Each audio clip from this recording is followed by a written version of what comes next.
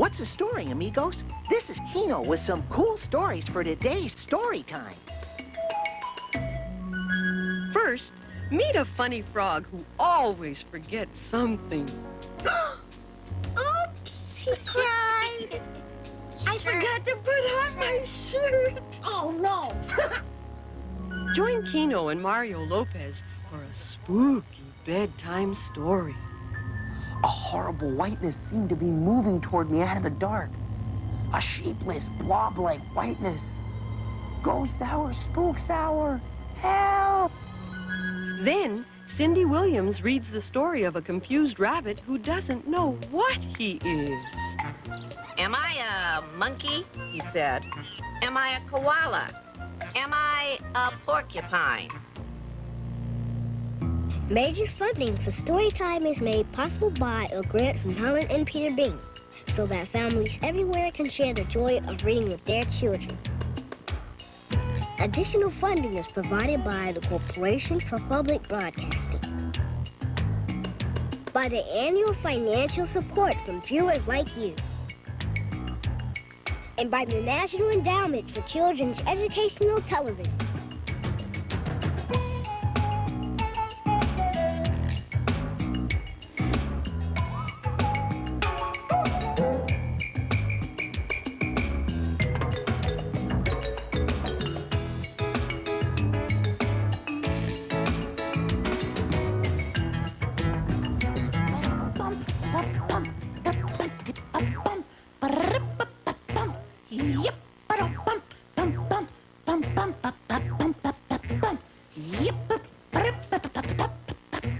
Whoa.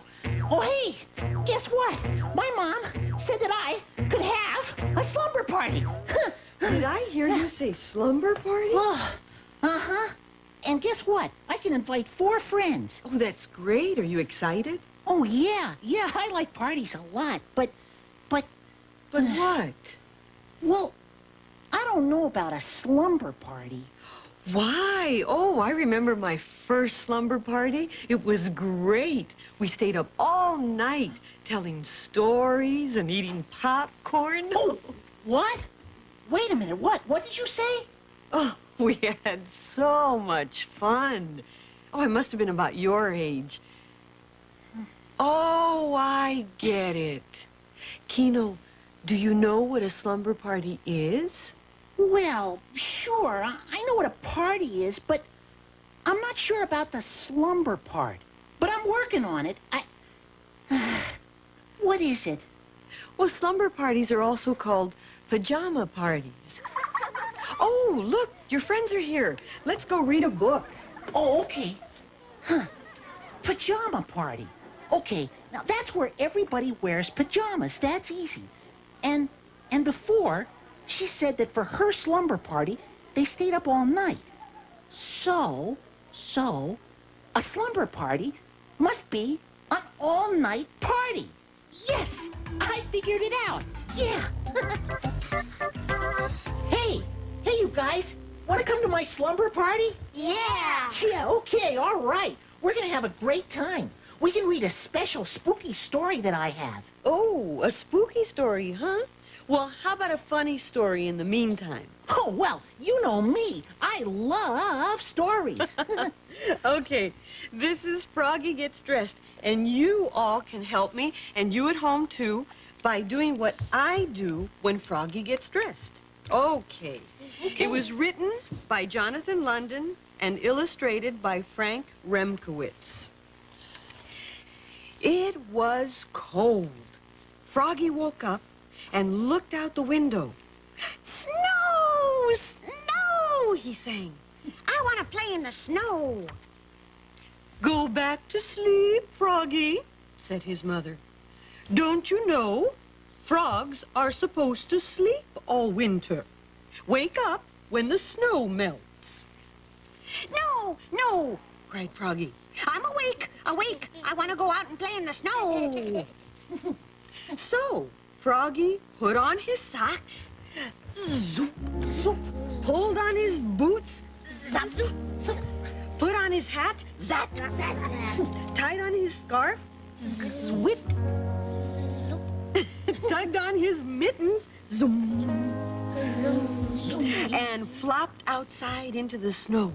Flop, flop, flop. Froggy, called his mother. What?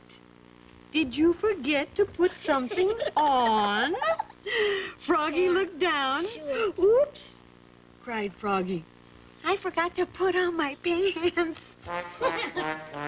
He flopped back inside, flop, flop, flop, tugged off his mittens, untied his scarf, took off his hat, pulled off his boots, he left his socks on, and slipped on his pants. Zip! Zip. Then he pulled on his boots, zup, put on his hat, zap, zap, tied on his scarf, zwit, tugged on his mittens, zoom, and flopped back outside into the snow. Plop, plop, plop, plop, plop, plop, plop, plop. Froggy! Ooh, called his mother. What? Yelled Froggy. Did you forget to put something on? Froggy looked down. Oops, he cried. I forgot to put on my shirt. Oh, no. And your coat, added his mother. He flopped back inside, flop, flop, flop, flop, flop, flop, tugged off his mittens, untied his scarf, took off his hat.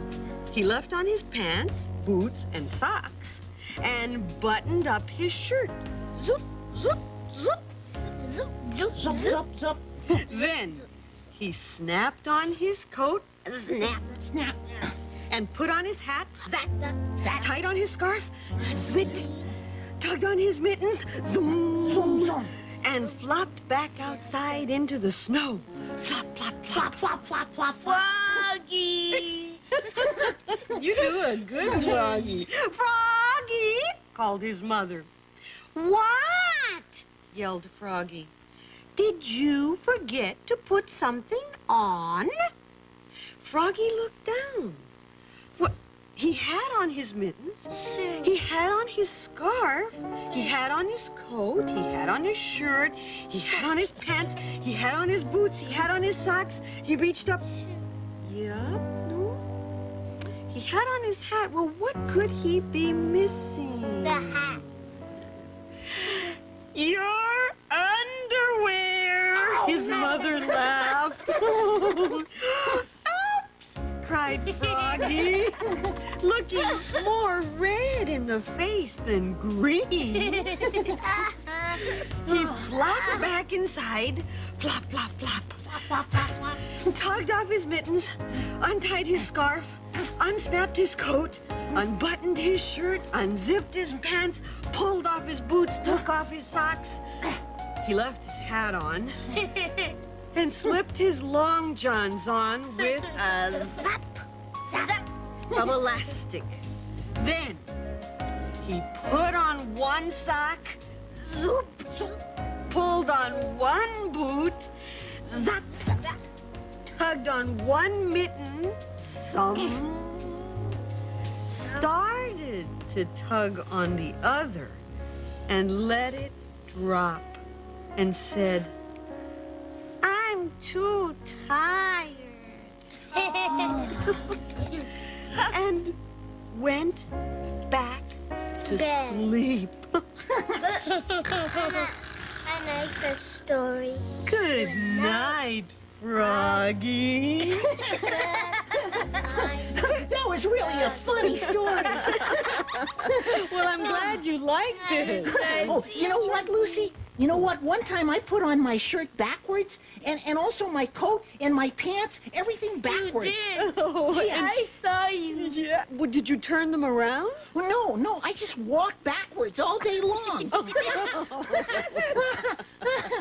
Well, you figured out what a slumber party is? Oh, yep, and all you guys are invited, and we're going to have a great time. Are we inviting our friends at home, too? Oh, right, sure, because they're kids, too. You know what I mean, Jelly Bean? Yes, I think so. And all kids, and I mean all kids, are all right with me, so See you all tonight at my slumber party. And don't forget to bring your sleeping bags, okay? Ooh, come on, let's go get ready. Okay. Remember the sleeping bags? Boy, oh boy, we are gonna have so much fun. And you're all invited too. But you don't have to bring a sleeping bag. Man, I love popcorn and lemonade and cookies and milk. And a spooky story too. Oh boy, I can't wait. Get right there, Kino. What? Huh? Oh, Kino. No.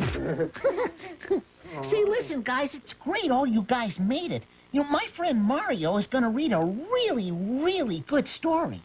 That's right. I'm going to read you a really spooky story. It's really scary, though, so are you guys ready to hear a scary story? Are yeah? you? You ready, Matt? You ready, John? Okay, well, let's do it, man. It's called Ghost Hour, Spooks Hour. It's by Eve Bunting and illustrated by Donald Carrick. Whoa! Fasten your seatbelts, everybody, because here we go with a scary one. When I woke up, it was really dark. Something went woo outside my window. Don't be scared, I told myself. It's just the wind. I slid out of bed. An icy wetness touched my toes, and I leaped back. Eek! What? Then I remembered Biff, my big white dog who sleeps under my bed at night. Biff has the coldest, wettest nose. Hi, Biff, I said. I felt for the bedside lamp and pushed the button. Nothing happened. I pushed it again. Nothing happened again. Uh-oh, Biff, I whispered. I don't like this. Let's get out of here. My bedroom door moaned when I opened it.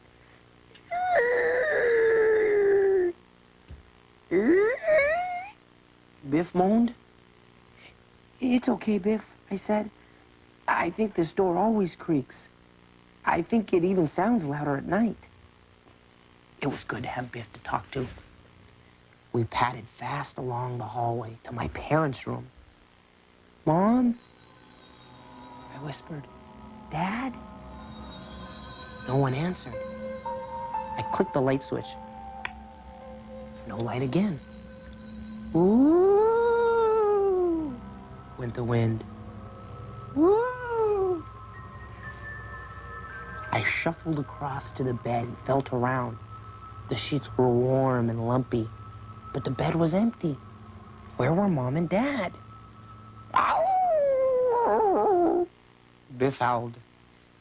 Quit that, I said. Though I wanted to howl myself. Where could they be? Something went crack against the window. Crack, slither, swish. Something was out there. Black, snaky things pounced on the glass. I tried to get behind Biff, but Biff was trying to get behind me. I made myself peer over his back. Whew, I said, standing up and uncurling my fingers from Biff's fur. It's only our black, snaky tree branches. Silly Biff. You don't have to be this scared. Let's go find Mom and Dad. We stood at the top of the stairs with the dark pushing against us. Mom? Dad? My voice disappeared into the dark cave below. The dining room clock went. Boom. Boom. Boom. Boom. Boom. Boom. Boom. Boom. Boom. Boom. Boom.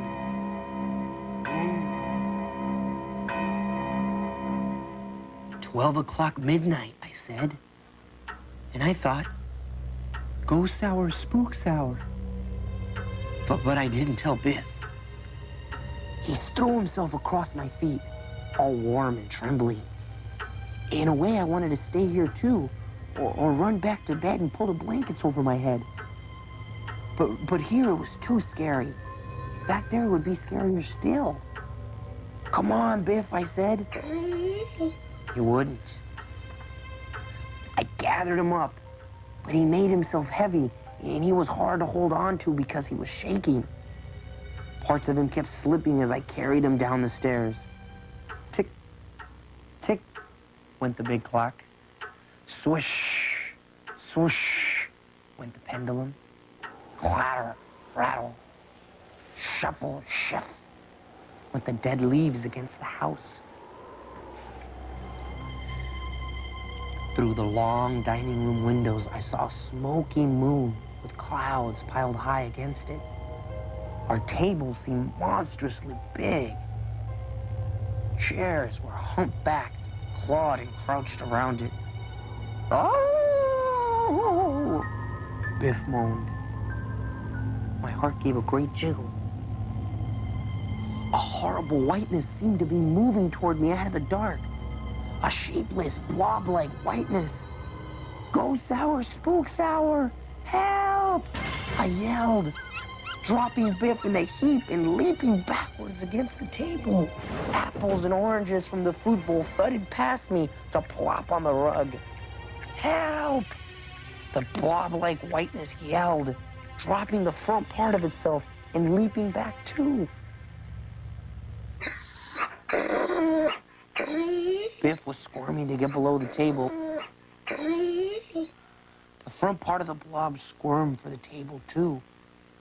Come back, Biff, I shouted. And then I remembered the big mirror over the sideboard, and I knew the horrible whiteness had been me, carrying the blob. That was Biff. That's all. So why was I standing here howling too? Howling just as loudly, as silly as Biff.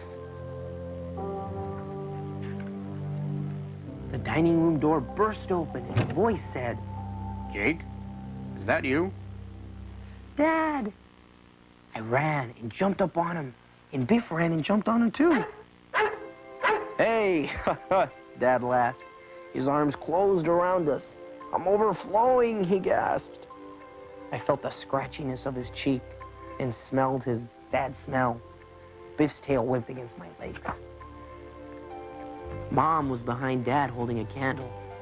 The wind knocked the lights off, she said, and a tree branch was banging against our window. We decided to sleep down here on the couch. Biff thought you left us, I said. He was so scared. Mom stroked Biff's head. Oh, silly Biff. Don't you know we'd never leave you two guys? She stroked my head, too. There was room for all of us on the couch bed. Dad blew out the candle, and we lay close in the dark. Outside, the wind went, woo, and the leaves went shift, shift, as they chased each other in the long grass. Don't worry about being scared, Mom told Biff. Everybody's scared sometimes. Yeah, Biff, I said. Don't worry about it at all. I held his warm paw in Mom's warm hand and counted moon shadows on the ceiling till I fell asleep. Whoa, man, that was scary. I know I sometimes hear stuff at night, and I don't know what it is. Do you? Yeah, I hear stuff all the time. Do you hear stuff, Aaron? Yeah. What do you do when you're so scared? What do you do, man? I try to fall asleep. Try to fall asleep and you talk to your mom? What do you do, Charlie? I hide under my covers. You hide under your covers? Yeah. What was your favorite part of the story? I like when the trees were banging against the window of the branches. What was your favorite part of the story? When he first woke up. Yeah? Why'd you like that part? Because it was, like, kind of scary. My favorite is when the boy sees the dog in the mirror, and he thinks it's a monster or something. Before I forget, Kino, your mom asked me to babysit you while she went to the store, but she said when she comes back, you guys better be asleep, or she's going to be mad. Oh. Well, we're too wound up from the story. Oh, can we stay awake just a little bit longer? It was way too exciting. We need to cool down. Okay, Kino. Well, I'll just be in the other room, and you call me when your mom gets here, okay? All right. Oh, okay. Good night, guys. Okay, good night, Mario. It's a deal. Kino, how was your slumber party? You know, Lucy tells me that you guys ate a truckload of popcorn. Yeah, popcorn and cookies and lemonade and milk. Hey, we had a great time, right, guys? Yeah, we did. Good. Mario read a book about ghosts, and it was really exciting. It was kind of scary at first, but then it wasn't all that scary. Oh, well, that's good. You know, I brought a book about a rabbit who doesn't scare very easily. You want to hear it? Oh, no problema. Hey, you read them, we hear them. All What's right. it called? It's called Daley B, and it was written by John Blake, and the pictures are by Axel Scheffler. Okay. All right. Daley B didn't know what he was. Am I a monkey? He said. Am I a koala? Am I a porcupine? Daley B didn't know where to live. Should I live in a cave? He said. Should I live in a nest? Should I live in a web? Daley B didn't know what to eat. Should I eat fish? He said. Should I eat potatoes? Should I eat worms? Ooh. Daley B didn't know why his feet were so big. Are they for water skiing? He said. Are they for mice to sit on? Are they to keep the rain off? Daley B saw the birds in the trees and decided he would live in a tree. Daley B saw the squirrels eating acorns and decided he would eat acorns. But he still didn't know why his feet were so big. One day, there was a great panic in the woods. All the rabbits gathered beneath Daley B's tree. "You must come down at once, Daley B," they cried. "Jazzy D is coming." "Who is Jazzy D?" asked Daley B. The rabbits were too excited to answer. They scattered across the grass and vanished into their burrows. Daley B stayed in his tree, nibbled another acorn, and wondered about his big feet.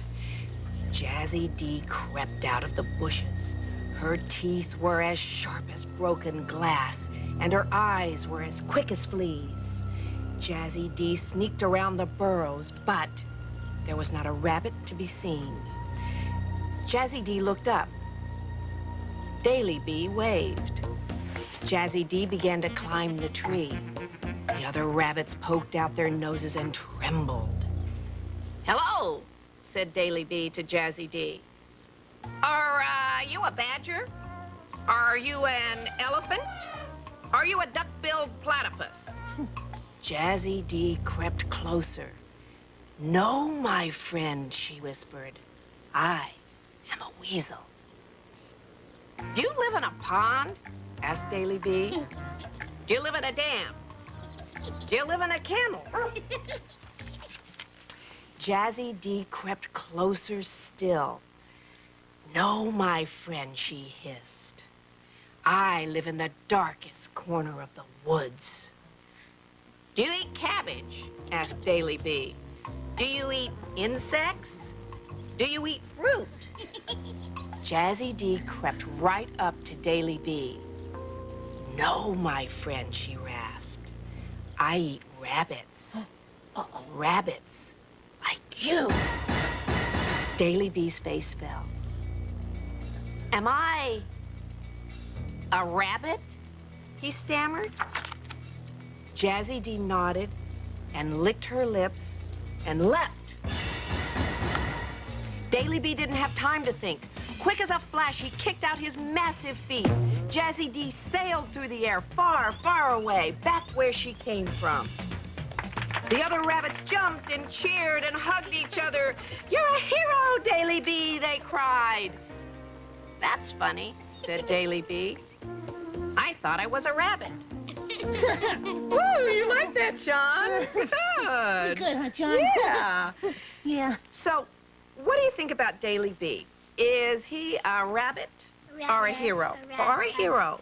A rabbit? Oh, Yeah, I think he's a hero rabbit. He's a confused hero rabbit. a confused hero rabbit. Yeah. Well, now, Daley B wondered if he was a monkey, a porcupine, a koala bear. Now, guys, if you could be any kind of animal you could be, what would that animal be? I would be a monkey. A monkey? Or Why? a porcupine. Oh, very good. A monkey porcupine. A monkey porcupine, kind of like a platypus. Charlie? A bird? Very good. Why? Because I like to fly. Yeah, that's a Yeah. good one. That's a good one. Aaron? Bear. A bear? That's a good one. He didn't think about being a bear. He didn't think he was a bear. No. Matt, what would you be? A dog. A dog. That's another Yeah, good that's one. a good animal. Yeah. Kino? Oh, I'd like to be a chameleon so that I could change the way I look without changing any of my clothes. Well, thank you for bringing that funny book, Cindy. Now it's time to go. But before we go, Kino, should we give some recommendations for books for our friends at home? Oh, ABC. yeah. Here's a really very, very, very funny book. It's about a dog who talks so much that she begins to drive everybody crazy. It's called Martha Speaks. And this is a sweet book for our younger friends at home. It's called Time for Bed. Perhaps you could have read that at your slumber party, Kino. Oh, yeah, except we slept on the floor, so it should have been Time for Sleeping Bag. Oh, well, now it's time to go. So until our next story time, keep a story in your heart. Hasta canasta, pals. Bye-bye. Bye-bye.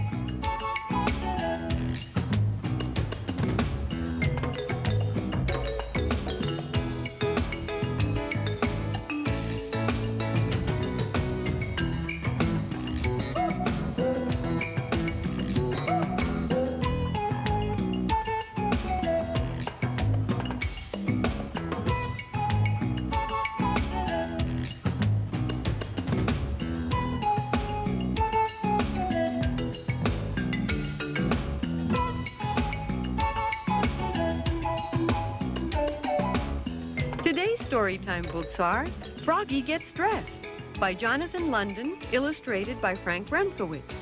Ghost Hour, Spook Hour by Eve Bunting, illustrated by Donald Carrick. Daley B by John Blake, illustrated by Axel Scheffler. Martha Speaks by Susan Meddon. And Time for Bed by Mem Fox, illustrated by Jane Dyer. You can find these and other books at your local library. Major funding for Storytime is made possible by a grant from Helen and Peter B, so that families everywhere can share the joy of reading with their children.